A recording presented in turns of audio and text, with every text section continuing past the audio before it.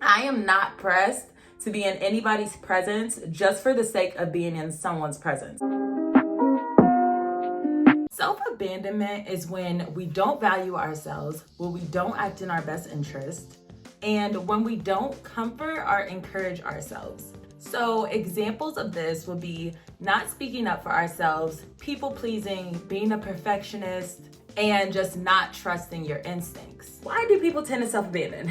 Basically, self-abandoning is the way that people cope with dysfunctional relationships. So if you are someone who self-abandons, then you probably learned it as a coping mechanism because of a dysfunctional relationship that you Okay, so I just want to go over some reminders when you guys are dating so that you don't self-abandon.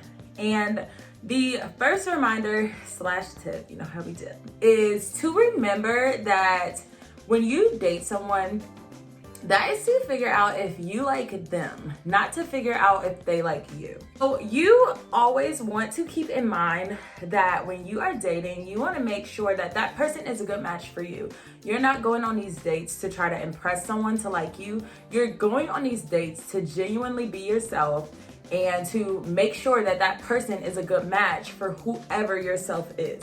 If you are going on dates and molding yourself to the other person, or molding your interests to the other person, or just molding any of your likes or dislikes to that other person, then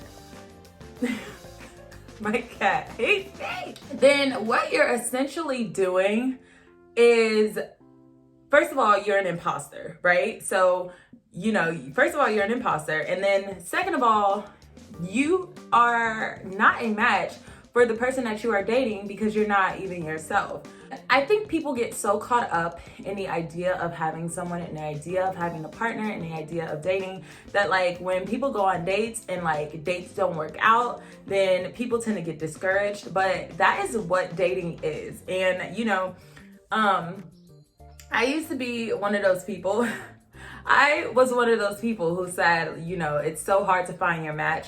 But I was watching a video earlier today, and the guy said, it should be, because you are your own person and you are unique and you're one of a kind. So of course, it is going to be hard to find another match. But if you're going on dates and you're being an imposter, then it's going to be even harder, because now you're going to be in a relationship with someone who's not really compatible with you. So just make sure that when you are on these dates, that you are making sure that they are a good match for you. The next tip is extremely important, so listen close, okay? Small betrayals early in the dating process, like missing red flags or expecting people to change, you are setting yourself up for long-term disappointment, okay? Small betrayals early in that dating process is setting yourself up for long-term disappointment. Again, like I said, you are dating to make sure that someone is a match for you.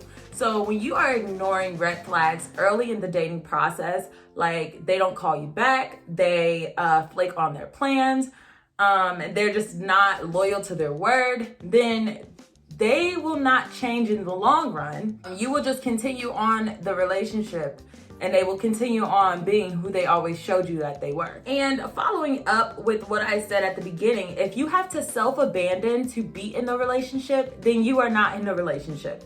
Meaning, if you have to tailor your likes to them, if you have to be someone that you're not, if you have to keep quiet because they don't like women who might speak their mind, or you're too scared to speak up for yourself, then that is self-abandoning. And if you have to self-abandon who you are in the relationship, then you're not actually in the relationship. Okay, the next reminder is don't feel obligated to take that second date. And also, don't feel obligated to keep talking to someone that you're not that interested in. And that is absolutely something that I even had to remind myself, because I think it's always so hard, like, to try to, I guess, break up with someone per se, especially though when you're in that talking stage and you're having a couple conversations with someone, but you can just tell that they're not your type, or you can just tell that you're not interested. It is okay to go ahead and cut it off then. You don't have to continue to talk to someone you're not excited about. I think people don't like dating because they are steadily dealing with people that they don't like. If you are actually entertaining people and going out with people that you actually have a true connection with and it's people that you actually feel excited to see, then dating would be a whole lot more fun. The next reminder is to trust your intuition. Follow your gut, whatever you want to call it. And if you meet someone and your gut tells you that they're not that person, or you just get a feeling that they are not the person for you, or that maybe they might be emotionally unavailable, then don't even bother. Like, literally trust your gut. If something doesn't feel right, then it probably is not right. This next tip is also very important, and that is take a break if you are not moving towards what you want. So this is important, and I take multiple breaks while dating, especially since a lot of the dating has to be on dating website, and they are personally not my favorites. And because of that, I end up taking multiple breaks. If I feel like I am astray from what I was looking for, like for example, I am currently trying to be in an actual relationship, right? So I don't want like any entanglements or anything like that. So if I talk to people who only offer that, if I only interact with people who are looking for friends with benefits or just want to be casual, or you know what I mean, like that is not lined up with what I am looking for. So if you find yourself in situations where you are leading astray from what you want, then take a break. Don't risk your integrity for connection. If something is not in alignment with you, then it's just not for you.